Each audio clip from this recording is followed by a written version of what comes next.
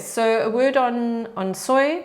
This is an important one because soy is often suggested as an alternate to animal protein.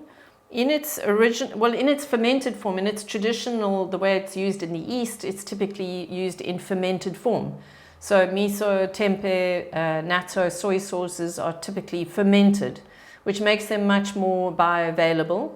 And they contain anti-nutrients that are destroyed through that fermentation process, which then means that you have access to vitamin K, a good source of vitamin K in soy.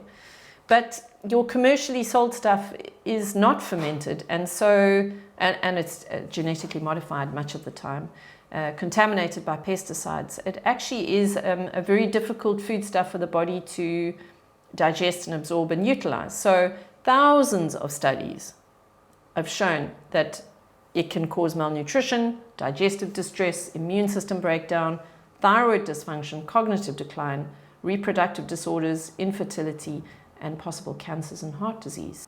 Soy also contains phytates which block nutrient uptake in the intestinal tract. It contains goitrogens which block thyroid hormone production and can cause hypothyroidism and thyroid cancer. It contains isoflavones which can block normal estrogen production and disrupt endocrine function, causes infertility, increased risk for breast cancer.